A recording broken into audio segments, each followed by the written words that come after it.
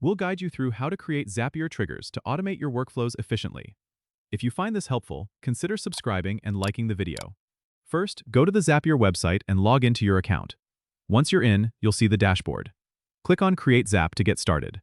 You're now in the Zap editor. Here, you need to choose an app that will trigger the workflow. For example, let's say you want to trigger an action when you receive a new email in Gmail. Select Gmail from the list of apps. After selecting the app, you'll need to choose the specific trigger event. In our example with Gmail, you can select New Email as the trigger.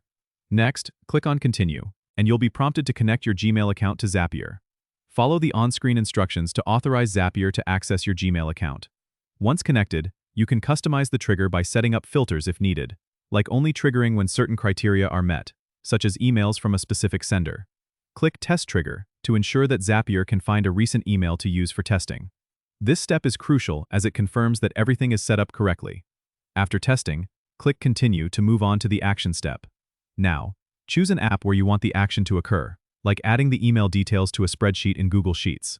Select the app and follow the prompts to set up the specifics of the action. Once done, review all the details and click Turn on Zap to activate your workflow. Remember to give your Zap a name so you can easily find it later. Congratulations, you've just created a Zapier trigger. Automating tasks like this can save you a lot of time. Don't forget to subscribe and comment if this helped you out.